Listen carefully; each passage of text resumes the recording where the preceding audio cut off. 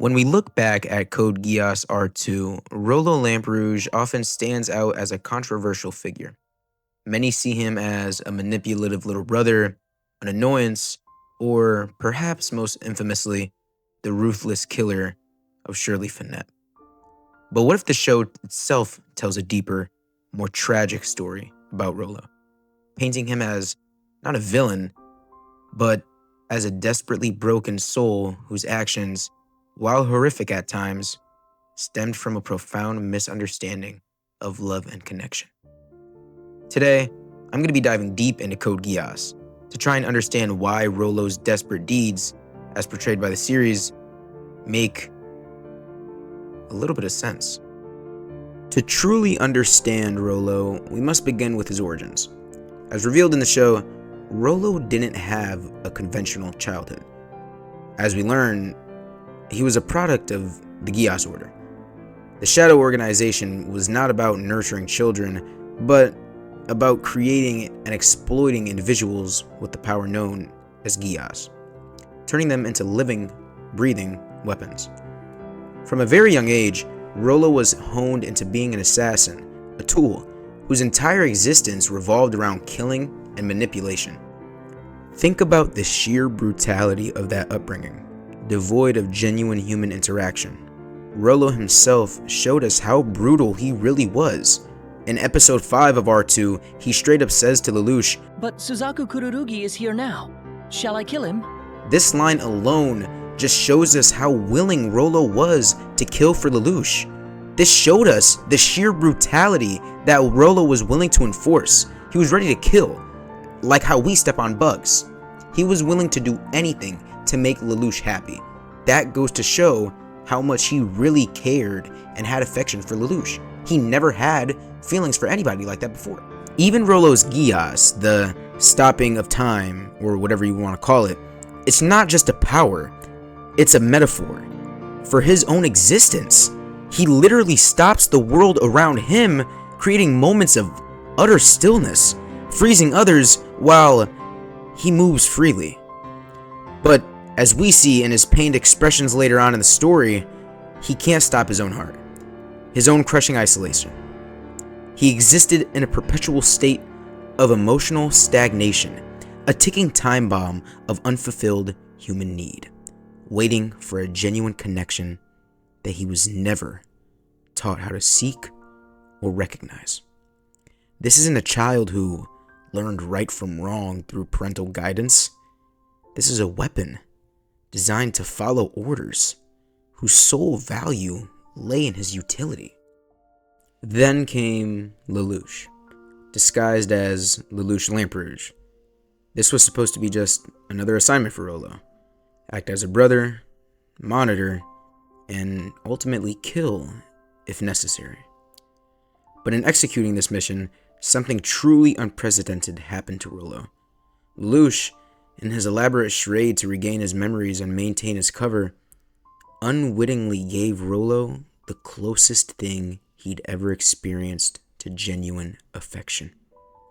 The constant use of brother, the shared meals, the mundane school life, the chess games after school, the feigned annoyance, these were all calculated maneuvers from Lelouch, a carefully constructed illusion.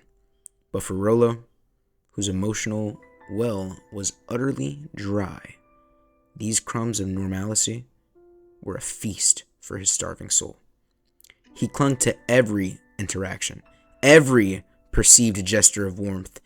In R2 episode 3, Lelouch tells Rolo to give him the locket back, saying it's not a good gift for a guy. Rolo shows immediate fear, not wanting to give it back to him, holding it close to himself. He then says, "Don't take it. You gave it to me. It's mine. Please don't take it back."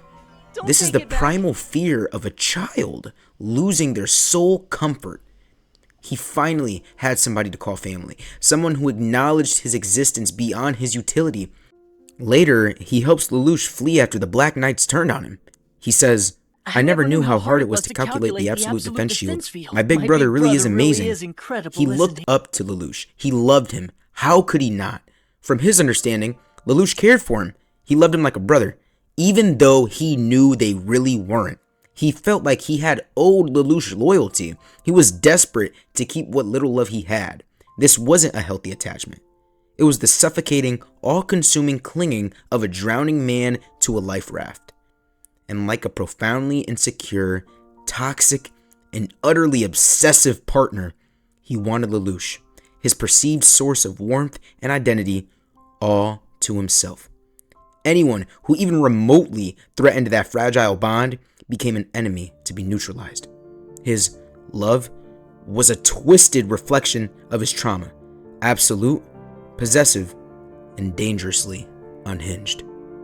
This brings us to Rolo's most controversial and morally jarring actions, the murder of Shirley Finette and his desperate desire to eliminate Nunnally. From an outside perspective, these acts are inexcusable, but from Rolo's deeply broken worldview, they are horrifyingly logical. Let's talk about Shirley. By episode 13 of R2, Shirley had become an increasingly dangerous and unpredictable variable.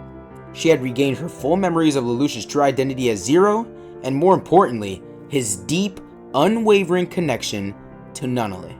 She represented a direct link back to the old Lelouch, the one who wasn't Rolo's brother, but the one whose affection lay elsewhere. Rolo saw her as an active, living threat to his newfound, incredibly fragile happiness with Lelouch. She was an unpredictable element that could shatter his illusion.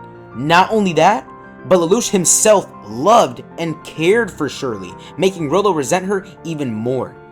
When Shirley finally regained her full memory, she explicitly declared her unwavering love for Lelouch, right in front of Rolo.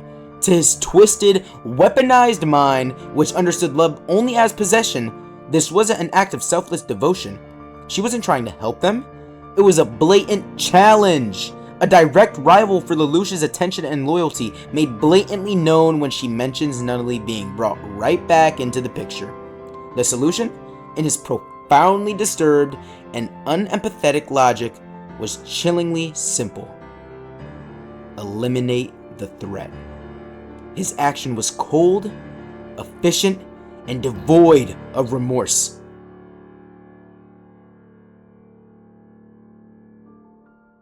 Born not of malice, but of a desperate, panicked need to protect his single, most valuable possession, Lelouch's perceived love and the life he had built around it.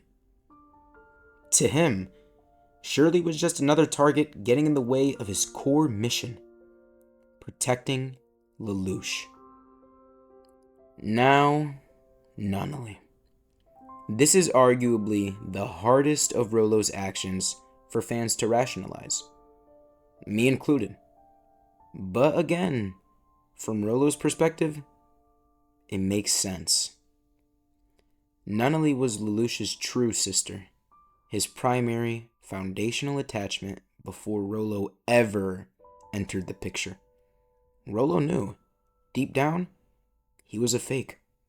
He knew his claim to Lelouch's affection was built on a lie, a fabricated reality maintained only by Lelouch's strategic deception. Nunnally represented the real family, the legitimate bond that could permanently reclaim Lelouch and expose Rolo for what he truly was, a fake.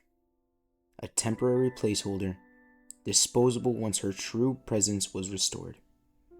For a character who lived his entire life as a tool, whose every interaction was transactional, the thought of being discarded, of losing the only source of human connection he'd ever known, was utterly terrifying. If Nunnally returned, Lelouch would discard Rolo. He'd revert to being just a forgotten weapon, alone, disposable. So his desperate desire to kill her was a warped act of self-preservation, a frantic attempt to secure his place in Lelouch's life no matter the cost. It's the ultimate expression of his toxic, possessive, and deeply insecure love. His actions were not driven by an understanding of good or evil, but by a primal fear of abandonment and a desperate need to maintain his only source of identity and belonging. Rolo's story culminates in his profoundly tragic and ironic sacrifice. In episode 19 of R2, facing the overwhelming forces of the Britannian Royal Guard, Rolo pushes his Geass far beyond its physical limits to save Lelouch. As his body breaks down under the strain, Rolo's internal monologue reveals his motivation. Quote-unquote, All throughout my life, people have used me like a tool. This Rolo? Why are you still trying? This self-destructive act, motivated purely by his desire to protect Lelouch, epitomizes his entire arc. His heart gives out under the immense pressure, a devastating consequence of wielding such power without restraint. And in his final, fading moments, Lelouch, maybe out of immense guilt, maybe out of a newfound, genuine affection for the boy who had truly stuck by him through everything, he reaffirms Rolo by saying, Yes, you got it right. Your big brother is just a liar. It's a moment full with meaning. This fabricated relationship, this toxic attachment, was the only thing Rolo ever truly had. He died for it, believing it was real. And in that moment, he achieved the ultimate validation from the only person he ever wanted it from. He died happy, convinced that his brother truly loved him. Rolo wasn't a psycho driven by inherent malice. He was a broken, manipulated child raised and molded by a ruthless organization. He was taught only to kill, obey, and survive. When he was finally offered a glimpse of belonging, of family, he was utterly incapable of processing or handling it in a different or healthy way. His actions, while undeniably cruel and devastating in their impact, were the desperate, misguided acts of someone trying to protect the only love he'd ever known, the only identity he'd ever truly connect with. He genuinely believed he was doing what was necessary to secure his happiness with his brother. So the next time you reflect on Rolo, I urge you to look beyond the immediate villainy, beyond the cold-blooded assassin. See the tragic child shaped by a brutal system, desperate for connection, and utterly lost in the complex, nuanced world of human emotion. His story isn't just a convenient plot device. It's a profound, dark, and poignant mirror to Lelouch's own journey, showcasing the devastating psychological consequences of being used as a weapon and what happens when the first, fleeting taste of affection becomes an all-consuming, destructive obsession. As Lelouch himself laminated after Rolo's death, Nanai, Rolo, Shirley, the Black Knights. I've lost everything. This is the result which I've been left with. No, it's my just punishment. But now, thanks to this, thank you, Rolo. You saved my life for a reason. Because there's still a task that's waiting for me out there. Yes, something I have to finish.